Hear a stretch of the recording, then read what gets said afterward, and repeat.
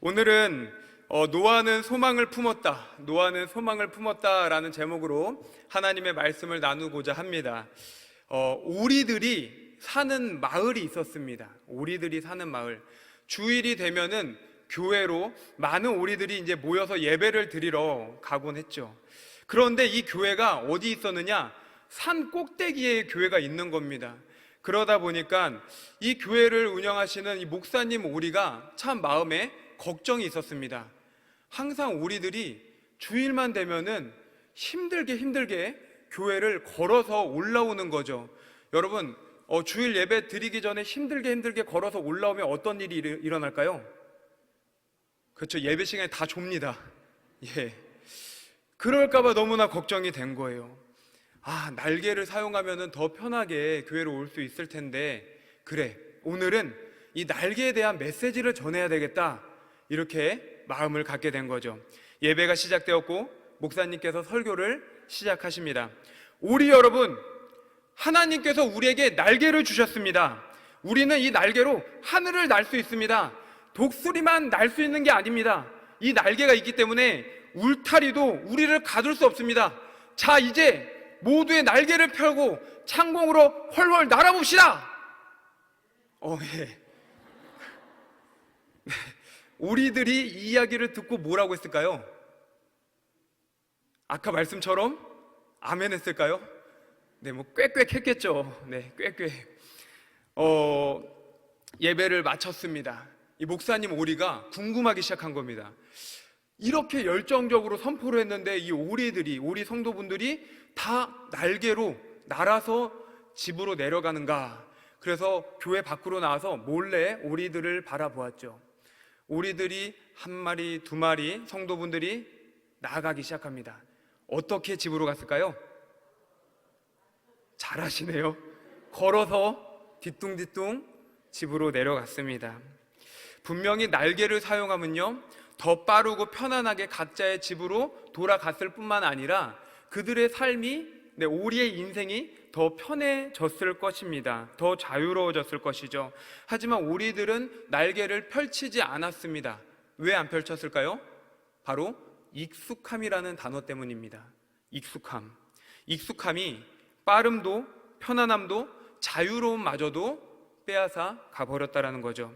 그렇다면 우리는 언제 날개를 펼치게 될까요? 제가 생각을 해보니까 두 시점이 있는 것 같습니다. 첫 번째는 사냥꾼이 잡으러 왔을 때, 천적을 만났을 때죠. 그리고 절벽에 도달하게 됐을 때, 절벽 앞에서는 날개를 펼치는 것 같습니다. 이렇게 위급한 상황이 나타났을 때는 오리들이 날개를 펼치게 됩니다. 우리도 동일한 것 같습니다. 평상시에는 익숙함에 젖어서 오리의 날개와 같이 자유와 평안을 허락하시는 예수님, 그 예수님을 항상 간직하며 살겠노라 다짐했는데 그 익숙함이 뭔지, 때로는 잊어버리지는 않았는지 다시 생각을 해보게 된다는 것이죠. 여러분, 우리가 예수님을 알기 전까지는 어떠한 삶을 살았습니까? 세상의 가치, 누구보다 더 조금 더 크게 얻었다면은 그때 기쁨과 행복을 누렸던 것 같습니다. 하지만 예수님을 알고 나서부터는 180도 완벽히 바뀌었습니다. 세상이 주는 부요와 풍요보다는 예수님을 선택하게 되었고, 예수님을 통해 더 나은 본향, 하나님의 나라를 바라보게 되었음을 믿습니다. 그리고 이 구원받은 백성이 되니까 항상 마음에 기쁨이 생겨서 힘들고 어려운 일이 와도 주저할지라도 다시 당당하게 일어서고, 낙심할지라도 고개를 들게 되고, 그런 상황 속에서 항상 마음 가운데 감사라는 단어가 새겨지게 되었다는 거죠. 그래서 예수님을 영접한 후로는 이 세상의 방법, 익숙함이 아닌 예수님을 믿는 믿음으로 하나님 앞에서라는 코람데오 정신으로 우리가 세상 가운데 빛과 소금의 역할을 감당할 줄로 믿습니다. 그것이 바로 저와 여러분들의 인생입니다. 그런데 예수님을 영접하였다, 이렇게 익숙함에서 벗어나 주님을 따라간다 했을 때는 빛과 소금의 역할만큼 더 중요한 하나님의 메시지가 있다라는 거죠. 그 메시지가 뭐냐? 마태복음 28장 19절부터 20절의 말씀입니다. 우리 함께 읽어보도록 하겠습니다. 시작. 그러므로 너희는 가서 모든 민족을 제자로 삼아 아버지와 아들과 성령의 이름으로 세례를 베풀고 내가 너희에게 분부한 모든 것을 가르쳐 지키게 하라. 볼지어다 내가 세상 끝날까지 너희와 항상 함께 있으리라 하시니라. 아멘. 지상 대명령이라 불리는 말씀입니다. 모든 민족을 제자로 삼아 세례를 베풀고 가르쳐 지키게 하라. 하나님의 피조물들인 그 인생들의 주인, 그 인생의 주인이 누구인지를 알려주고 그들이 하나님 나라의 백성이 되며 하나님 나라를 확장시키는 그 일꾼이 되어야 한다는 이 지상 대명령을 저와 여러분들에게 주심을 믿으십니까? 그래서 우리 왕성교회가 이것을 믿음으로 무엇을 하고 있죠? 예수로. 제가 예수로 하면은 센스 있게, 자, 예수로! 할렐루야! 네. 하나님께서 2023년도 상반기에 주님께서 주신 그 지상 대명령을 지키라고 우리 왕성교회 예수로 308, 신림로 308 왕성교회 오면은 예수님을 만날 줄로 믿습니다. 이러한 표어를 우리에게 주셨습니다. 그런데 자, 여러분 작정하셨습니까? 네, 아멘 3분 하셨네요. 네, 아직 3차 작정이 남았습니다. 네, 전도가 쉽던가요? 쉽지 않아요. 그렇죠? 예, 앞에 서 있는 이 목회자도 전도가 참 말처럼 쉽지 않았던 것 같습니다. 왜 그럴까요? 이 세상은요, 점점 교회와 성도를 바라보는 시선이 참 왜곡되어져 갑니다. 네, 뿐만 아니라 지금 무한 경쟁의 시대에 살고 있기 때문에 신앙을 갖는다는 것 자체가 어쩌면은 되게 시간 낭비다, 헛수고하는 거다, 이렇게 보여지기도 한다는 거죠. 더 안타까운 거는 성도분들, 왕성교회는 없는데 다른 교회 성도분들은 이런 마음을 갖는다라고 하더라고요. 전도하기 어려운 이유라는 기사를 접했습니다. 전도하기 전에 이런 생각을 한다고 하더라고요. 아, 내가 전도하려고 하면 저 사람이 내 말을 들어주긴 할까? 내가 전도하려고 하면은 그 친구가 나를 이제 벗어나려고 하지 않을까? 관계를 끊으려고 하지 않을까? 혹 내가 전도하려고 하는데 내가 알지도 못하는 성경의 이야기를 말하면 어떡하지? 내 성경적 지식이 탄로나면 어떡하지? 교회와 복음에 대해서 이야기를 하려다가 외면당했던 그 기억들, 그 두려움이 내 마음 가운데 전도하려고 할 때마다 어두운 먹구름을 가져다 준다라는 겁니다. 그리고 이런 생각도 합니다. 아, 내가 이전에 정말 전도를 많이 했으니까 이제는 쉬어도 돼. 혹 내 집이 이렇게 먼데 내가 여기서 전도하면 그 사람들 데리고 교회를 갈 수 있겠어? 이런 생각을 한다라는 거죠. 그러나 우리는 다시 생각하고 다시 시작해야 됩니다. 왜냐하면 전도는 하나님의 명령일 뿐만 아니라 한 영혼이 온 천하보다 귀하기 때문입니다. 예수님을 믿지 않으면 지옥에 가기 때문이요, 우리는 모두 복음의 빚진 자이기 때문이요, 복음 전도에는 상급이 있기 때문이요, 복음을 전할 때 하나님의 살아계심과 능력을 체험하기 때문입니다. 할렐루야! 그렇다면 전도는 해야 되는데 참 어려울 때 우리 어떻게 전도해야 될까요? 제가 창세기를 묵상하다가 이 창세기 6장에 나오는 이 노아를 바라보면서 받은 은혜를 나누고자 합니다. 정말로 탁월했던 전도자였던 이 노아, 그렇다면 그 노아가 어떤 전도를 했는지 우리가 말씀을 통해서 은혜를 받고 다시 한번 구령의 열정을 회복하여서 저 세상 가운데 있는 복음을 알지 못하는 자들에게 복음을 전하는 귀하고 복된 왕성교회 성도들 되기를 주의 이름으로 축원합니다. 오늘 본문 말씀은 이 아담의 범죄 이후 창세기 1장 28절에 생육하고 번성하여 땅에 충만하라, 모든 생물을 다스리라, 이런 문화 명령을 받고 나서부터의 이야기가 나타나는 것입니다. 인류가 급속한 증가를 하게 됐고 번성, 발전을 이루게 되었습니다.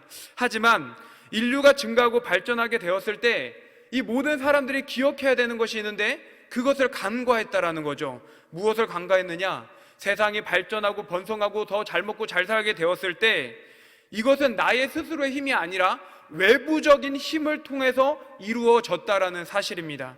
그 외부적인 힘이 무엇이냐? 바로 하나님의 축복을 통해서 이루어졌다라는 것이죠.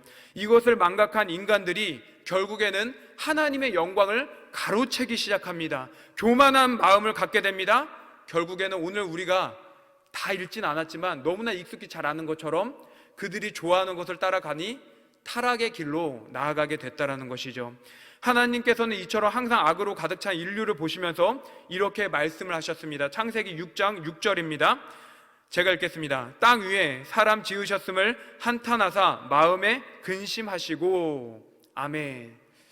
말씀을 잘 읽어보면 이해는 가는데 한 번 더 생각하면 참 말이 맞지 않습니다. 왜냐? 우리 하나님은 어떤 하나님이십니까? 전능하신 하나님, 모르는 것이 없는 하나님, 미래를 아시는 하나님. 그런데 우리 하나님이 지금 뭐라고 하시죠? 사람 지음을 한탄하시고 마음에 근심하셨다. 뭔가 후회하신다라는 느낌이 듭니다. 그러나 이것은 하나님께서 정말로 후회를 하셨다 이렇게 바라보기보다는 히브리 문학의 어떤 특별한 그 기법을 사용했음을 우리가 봐야 됩니다. 히브리 문학의 특징 중에 신인, 동형, 동성적 표현이다라는 게 있습니다. 신인, 동형, 동성적 표현. 이것은 무엇을 말하냐면은 인간이 범죄함으로 이제 멸망받을 수 없는 그런 상황에 있을 때 그 안타까움을 인간이 이해할 수 있도록 하나님이 마치 이러셨을 것이다 라고 표현을 한 것이 신인, 동형, 동성적 표현을 사용하고 있다는 것이죠.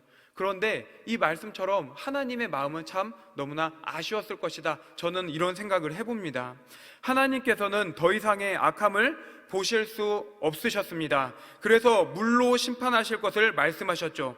하지만 이때 하나님의 마음에 합한 사람이 있었습니다. 누굽니까? 노아죠. 네, 노아는 하나님 마음에 합하였고 노아는 의인이었다 이렇게 말을 합니다. 여기서 말하는 의인이란 건 어떤 하나님의 보시기에 정결하고 거룩했을 뿐만이 아니라 도덕과 윤리적인 측면에서도 세상 사람들과 다른 그런 참 하나님 앞에서 떳떳하고 당당하고자 했던 그런 인물이었다라는 거죠. 하나님께서는 부패한 이 땅에 홍수를 일으킬 것이니 방주를 만들어라 이렇게 노아에게 명령을 하십니다. 노아는 하나님의 말씀대로 방주를 만들게 되고 홍수 심판 가운데 구원을 받게 되는 것이 이 창세기 6장으로부터 나오는 스토리입니다. 저는 이 구원을 받는 노아의 모습을 보면서 말씀드렸던 것처럼 야, 노아는 정말로 전도를 잘하는 사람이다 이런 생각을 들었습니다. 참고로 어떤 이러한 모양 저 모양 방법으로 잘했다기보다는 노아의 마음가짐이 참 멋있었다라는 거죠. 전도하기 위해서 탁월한 전도자의 자세를, 그러한 마음가짐을 가지고 있었다. 그래서 오늘 이 마음가짐에 대해서 함께 나누며 은혜를 얻고자 합니다. 두 가지인데요. 첫 번째는 바로 대표성의 원리를 기억해야 된다는 겁니다. 우리 함께 따라해 보겠습니다. 대표성의 원리를 기억해야 합니다. 자, 18절의 말씀인데요. 우리 18절 말씀을 함께 읽어보겠습니다. 시작. 그러나 너와는 내가 내 언약을 세우리니 너는 내 아들들과 내 아내와 내 며느리들과 함께 그 방주로 들어가고. 아멘. 지금 노아는 하나님과 언약을 맺었습니다. 하지만 여기서 우리가 한 번 더 생각해 볼 것은 하나님과 인간이 언약을 맺는다라는 건 참 말이 안 된다라는 거죠. 왜냐? 형평성이 맞지 않는다라는 거죠. 하나님은 명령을 하실 뿐이지 언약을 맺을 그런 분이 아니라는 거예요. 그럼에도 불구하고 노아와 언약을 맺으신 이유가 무엇이겠습니까? 더 낮은 자세로 이 땅에 너와 동행자로서 내가 나아가 줄 것이다 라는 메시지를 주길 원하셨다라는 거죠. 그래서 하나님과 언약 맺은 모든 사람들을 볼 때는 항상 동일한 이 조건이 나오는데, 인간은 하나님의 말씀에 순종하면은 하나님께서는 지켜 보호해 주신다라는 겁니다. 특별히 그 보호함은 지금의 아픔과 슬픔뿐만이 아니라 영원까지, 영원한 나라까지 보호해 주신다라는 것이죠. 예수님은 어떠십니까? 성자 하나님이심에도 불구하고 이 땅에 오셔서 십자가에서 죽으심이라는 그 비하 가운데 구원의 길을 여심으로 나와 여러분과 동행해 주겠다라고 언약을 맺어 주셨다라는 것입니다. 노아는 언약을 맺음으로 이렇게 한량없는 은혜, 갚을 수 없는 은혜를 얻게 되었습니다. 그런데 이것이 끝이 아니죠. 이것보다 더 깊은 메시지가 무엇이냐? 하나님께서 얻은 이 매자가 아니죠. 하나님께서 이 노아와 언약을 맺으셨는데 노아를 통하여서 더 큰 은혜를 허락하셨다는 겁니다. 그것은 바로 노아를 대표로 삼아서 그의 가족, 그의 동물 모두를 구원의 방주로 인도하셨다라는 것이죠. 이것이 전도자에게 필요한 대표성의 원리라는 겁니다. 18절부터 20절의 말씀을 여러분들 보시면 하나님께서 계속 노아를 지칭할 때 너와 너로부터 너 때문에 이 느낌의 메시지를 주시죠. 너와는 내가 언약을 세우리니 내 아들, 내 아내, 내 며느리 너는 각기 암수 한 쌍 너와 함께 생명을 보존하게 하되 내게로 나오리니 그 생명을 보존하게 하라. 아멘. 다시 말해서 노아 너를 통해서 생명이 보존되게 될 것을 의미하고 있다는 거죠. 마치 군대에서 행군을 할 때 가장 앞선 그 병사가 나아가는 길을 뒤에 있는 모든 병사가 따라갔더니 목적지까지 도착을 했던 것처럼 하늘을 날아가는 철새가 철을 따라 이동을 하는데 가장 선봉 위에 위치해 서 있던 그 새를 따라갔더니 자신이 살 수 있는 그 따뜻함과 평안함에 있을 수 있는 목적지에 도착할 수 있었던 것처럼 그들을 따라가게 되었더니 자신도 행복을 누리게 되었다라는 겁니다. 그렇다면 여러분, 우리는 어떻습니까? 우리는 죄인이었습니다. 영적으로 죽은 인생이었습니다. 그러나 하나님의 지극하신 사랑, 예수 그리스도의 대속의 죽음으로 인해 그 이름으로 믿음으로 말미암아 언약에 속한 자들이 되었습니다. 그렇다면 우리는 어떤 사람입니까? 우리는 모두 대표임을 믿으시기 바랍니다. 우리 모두 대표성의 원리를 기억을 해야 됩니다. 왜 그렇습니까? 남편, 자녀, 아내, 친구, 지인 등등 이 모든 사람들이 우리의 모습을 보고 뒤따라오게 될 것이기 때문이라는 거죠. 사랑하는 성도 여러분, 노아가 하나님의 말씀에 순종하여 나아갔던 것처럼 우리가 앞장서 나아가게 되면은 뒤에 내가 사랑하는 그들이 쫓아오게 될 것을 믿으시기 바랍니다. 아, 목사님, 그러면 내가 가면 그들도 구원받는 겁니까? 아니죠. 아닙니다. 구원의 방주를 탄 것은 그들의 발걸음을 타게 된 거죠. 노아가 열심히 방주를 만들었기 때문에 그들이 도왔던 것이고, 노아가 앞으로 앞서 가기 때문에 그 가족이 따라간 것처럼 그들이 함께 따라올 때 주님의 역사가 이루어질 줄로 믿습니다. 믿으십니까? 우리 함께 이 가슴에 손을 얹고 다짐했으면 좋겠습니다. 이렇게 함께 따라해 보겠습니다. 나로 인하여 하나님의 나라가 확장될 줄 믿습니다. 믿으십니까? 이 마음을 가지고 세상에 나아가는 저와 여러분 되기를 주의 이름으로 축원합니다. 자, 두 번째입니다. 이 노아가 왜 탁월한 전도자였느냐? 노아는요, 괴로운 상황 속에서도 소망을 간직했던 자입니다. 자, 우리 함께 따라해 보겠습니다. 괴로운 상황 속에서도 소망을 간직할 수 있다. 1960년 인도네시아 겐돌 숲에 어떤 사람이 불을 냅니다.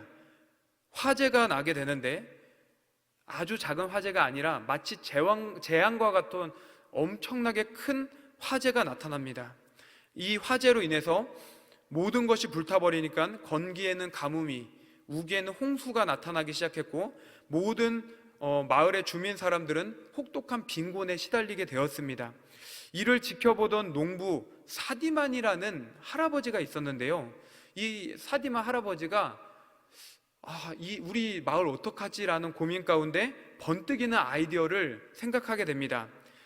어떤 아이디어냐? 그가 가지고 있던 정향이라는 씨앗이 있는데요. 이 씨앗을 갖다 팔고 더 비싼 반얀이라는 씨앗을 구매하기 시작합니다. 그리고 그 씨앗을 이 벌거숭이 같은 이 산에다가, 그 마을에다가 하나씩 둘씩 심기 시작합니다. 그러다 보니까 매년 수천 그루의 이 반얀나무를 심기 시작했습니다. 그런데 이 반얀나무를 심는 것을 사람들이 싫어하기 시작하고 미쳤다라고 말하기 시작했습니다. 왜냐하면 이 반얀나무는 생산물을 얻을 수 있는 나무가 아니었거든요. 사과나 어떤 그 과수를 맺는 이런 나무가 아니라 그냥 큰 크게 세워지는 나무가 이 반얀 나무였습니다. 아, 저 사람 미쳤다. 이 찢어지게 가난하다 보니까 정신도 도른 거구나. 이렇게까지 생각을 하니까 저걸 어떻게 멈추게 하지? 사디만 할아버지 어떻게 멈추게 하지? 그래서 이 나무를 묘목을 심으면은 동물들을 가축을 풀어가지고 그걸 다 먹어버리고 이제 방해를 하기도 했었다라고 합니다. 하지만 사디만 씨는 포기하지 않았습니다. 왜냐하면 당장에는 돈이 안 되지만 세월이 흐르면 이 반얀 나무가 마을을 살릴 수 있다라는 믿음이 있었기 때문입니다. 사디만 씨는 알고 있었습니다. 이 반얀 나무가 쫙 세워지면 뿌리가 엄청 길게 퍼져서 뿌리를 통해서 그 지하에 있는 모든 물을 끌어당길 수 있는 힘이 있다는 걸 그는 알았다라는 거죠. 그래서 사디만 씨가 무려 24년간 홀로 나무를 심고 보살폈습니다. 그렇게 장장 24년간 250헥타르의 땅에 1만 1천 그루의 반얀 나무를 심게 되었습니다. 가뭄이 든 땅에 물이 스며들기 시작했고 샘물이 솟아났고 50년 만에 이 마을에 가뭄과 홍수, 이 모든 것이 다 없어지게 되었다고 합니다. 네, 보시는 사진처럼 황토색은 이 불이 난 후고요. 그 다음은 24년이 지나고 나선 거죠. 50년 만에 가뭄과 홍수가 끊어졌다는 것은 그 전에도 이 가뭄과 홍수가 항상 있었으니 이 화재가 나서는 얼마나 참 처참하고 괴로운 날을 보냈겠습니까? 여러분, 사디만 씨의 이 노력 가능할까요? 많은 사람들이 그 마음도 모르고 조롱하고 핍박하진 않았을까요? 오늘 말씀의 주인공인 노아도 더 대단합니다. 120년이라는 세월 동안 방주를 건조합니다. 그런데 방주를 건조할 때 그의 고통이, 참 괴로움이 보통이 아니었을 것이라 저는 상상을 해봅니다. 왜냐하면은 말씀을 보면은 노아가 방주를 건조할 때 노아, 그의 아내, 그리고 자녀 셋, 그의 며느리 셋 외에는 아무도 도와줬다는 말이 없지 않습니까? 얼마나 외롭고 힘든 그 여정을 갔겠습니까? 그리고 15절의 말씀을 보면 방주 사이즈가 나오는데 길이가 300규빗, 너비가 50규빗, 높이가 30규빗이라고 말하는데 이게 참 받아들이기 어렵습니다. 어떻게 생각하시면 되냐면 축구 경기장의 1.5배가 더 크고요. 높이로는 아파트 7층 정도 된다라고 보면 되는 거죠. 직육면체에 네모난 이 박스 같은 것이 바로 노아 방주였습니다. 8명이, 목사님 8명이 어떻게 그렇게 큰 이 방주를 만듭니까? 그런데 이거에 대해서 고민했던 신학자들이 이 연구를 해보니까 할 수 있었다라고 말합니다. 왜냐하면 120년이라는 시간이 있었고요. 그리고 이 배를 만들 때 지금처럼 이런 방법 저런 방법 기술을 쓰는 게 아니라 나무를 겹쳐서 붙이는, 그리고 역청을 바르는 그 정도 수준이었고, 고대 인근에는 목재를 충분히 구할 수 있다는 점을 고려해 보면은 학자들은 만들 수 있다라고 이렇게 판단을 한다라는 거죠. 다만 이 사디만 씨를 미치광이로 생각했던 것처럼 노아를 미치광이로 생각을 했을 수 있다라는 것입니다. 그리고 우리가 성경 창세기를 보면은 노아가 120년 동안 계속 배만 만든 것처럼 보는데 꼭 배만 지었던 건 아닙니다. 하나님의 말씀을 어기고 자신들이 좋아함으로 타락했던 이들에게 메시지도 전파를 했다. 이것이 성경에 기록이 되어 있습니다. 베드로후서 2장 5절입니다. 베드로후서 2장 5절 우리 함께 읽어보겠습니다. 시작. 옛 세상을 용서하지 아니하시고 오직 의를 전파하는 노아와 그 7 식구를 보존하시고 경건하지 아니한 자들의 세상에 홍수를 내리셨으며. 아멘. 여기서 의를 전파했다라는 것은 당연히 회개하고 돌아와라. 하나님의 말씀을 순종하라. 너희들의 모습이 틀렸다. 복음의 메시지가 전파가 되었다라는 거죠. 여러분 어떻습니까? 노아는요, 조롱 속에서도 미치광이 취급 속에서도 22절 말씀을 보니까 뭐라고 합니까? 다 준행하였더라.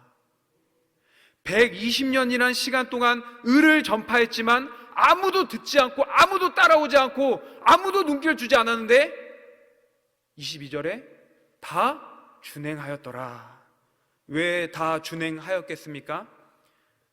노아에게는 소망이 있었다라는 것입니다. 분명히 하나님의 말씀은 이루어진다. 분명히 하나님은 이 땅에 다시 오신다. 분명히 하나님은 물로 심판을 하실 것이다. 그 믿음이 무려 120년 동안 변함이 없었다라는 것입니다. 사랑하는 성도 여러분, 노아가 소망을 품었던 것처럼 전도자는 괴로운 순간, 괴로운 상황 그 속에서도 소망을 간직해야 됩니다. 왜 그렇습니까?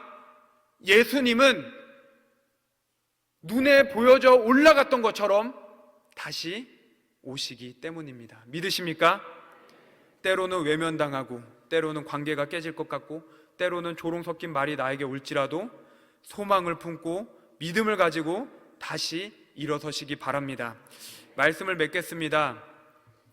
하나님께 의인이라 칭함을 받았던 노아, 대표성의 원리를 기억하며 소망을 품었던 노아, 그런데 그도 사람인지라 참 지치지 않았을까, 이런 생각이 들었는데요. 21절 말씀을 보니까 저한테 다시 위로를 주었습니다. 21절 말씀이 이렇습니다. 너는 먹을 모든 양식을 내게로 가져다가 저축하라. 이것이 너와 그들의 먹을 것이 되리라. 아멘. 노아가 방주에 들어가 있던 기간은 약 382일로 1년이 넘는 시간입니다. 하지만 하나님께서 분명히 말씀하시기를 너가 방주에 있는 기간을 1년으로 명하노라 하신 적이 전혀 없다는 거죠. 그렇다면 방주에 얼마만큼 양식을 채워야 했을까요? 분명한 것은 노아 자신은 자기가 할 일만 한 것입니다. 나머지는 하나님께 맡겼다라는 거죠. 하나님께서 책임주셨다라는 것입니다. 우리는 모든 것을 하나님께 맡기지 않으면 감당할 수 없는 인간임을 기억하시기 바랍니다. 그래서 오늘 제목을 노아는 소망을 품었다라고 정했습니다. 여러분 소망이 있으십니까? 지금의 소망보다 더 크게 품으시기 바랍니다. 왜냐하면 우리가 해야 할 일을 할 때 하나님께서 다 책임져 주시기 때문입니다. 이 시간 우리 함께 찬양했으면 좋겠습니다. 오늘 함께 하실 찬양은 그들은 모두 주가 필요해 라는 제목의 찬양입니다. 매일 스치는 사람들 내게 무엇을 원하나 공허한 그 눈빛은 무엇으로 채우나. 매일 스치는 사람들이 무엇을 원하는지 우리가 알 필요가 있습니까? 말을 안 하는데 어떻게 압니까? 하지만 그 가운데 예수를 믿지 않는다면 그 눈빛은 공허한 것이요 그 발걸음은 헛헛한 발걸음입니다. 주님은 말씀하십니다.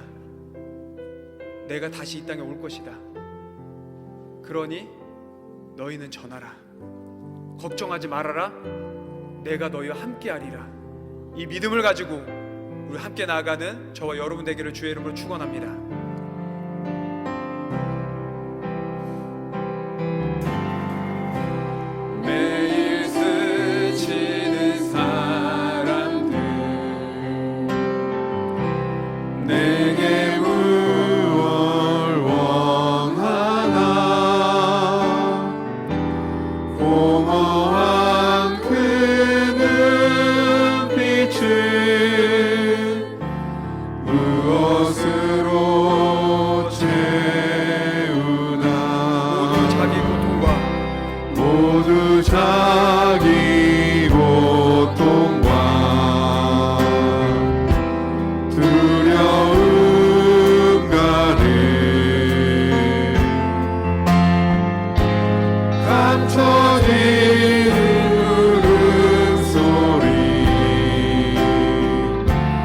주님 들으시네.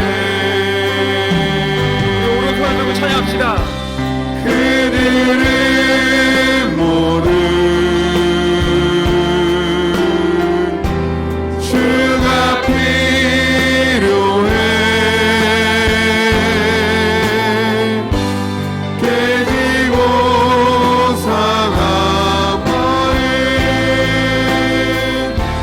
주가 여시네. 그들은 모두 주가 필요합니다. 그들은 모두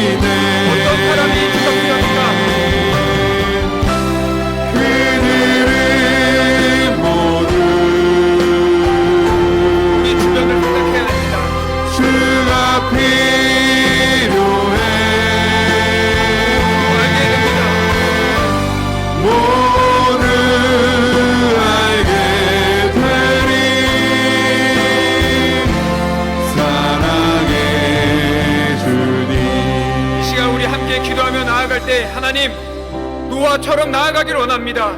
대표성의 원리를 기억하면서 괴로운 상황 속에서 소망을 간직하며, 왜냐하면 하나님, 이 땅의 삶은 나그네의 삶이요 더 나은 본향이 분명히 존재하며 예수님께서 이 땅에 다시 오신다 말씀하셨기 때문입니다. 하나님, 누가 예수 그리스도가 필요합니까? 내가 나아가서 전하겠습니다. 나를 사용하여 주시옵소서. 우리 다 함께 주여 한번 외치며 기도하겠습니다. 주여! 전능하신 하나님 아버지 감사합니다. 하나님 아버지, 누가 하나님 아버지 어떤 이들이 하나님 아버지 예수 그리스도가 필요합니까? 나의 자녀입니까? 나의 남편입니까? 나의 아내입니까? 우리 부모님입니까? 하나님 친구입니까? 지인입니까? 누구입니까? 하나님 어떤 사람입니까? 하나님 아버지, 그들에게 주 예수 그리스도를 하나님 만나게 하여야 됩니다.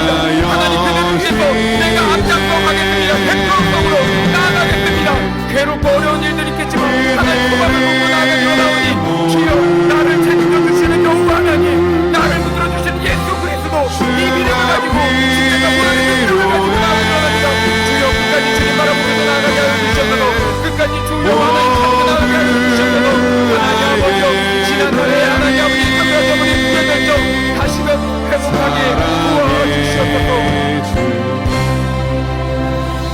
전능하신 하나님 아버지 감사합니다. 그들은 모두 주가 필요하다 말합니다. 그들이 누구입니까? 나의 가족, 친구, 지인. 하나님, 다시 그들의 이름을 기억나게 하시고 그들의 얼굴을 떠오르며 하나님 부르짖게 하셔서 하나님 나라를 향하여 그 생명책에 농명되기 위하여 우리가 먼저 앞장서고 소망을 품으며 복음을 전하게 하여 주시옵소서. 연약하고 부족하지만 하나님이 다 하신다라는 노아의 하나님 모습처럼 그 말씀을 내 마음에 새기며 다시 일어나겠습니다. 구령의 열정을 회복시키고 하나님, 이 교회 가운데, 이 나라 가운데 거룩한 무리를 세워 주시옵소서. 4월 23일 주여 책임져 주시옵소서. 함께하여 주실 줄로 믿으며 이 모든 말씀 예수님의 이름으로 기도드립니다.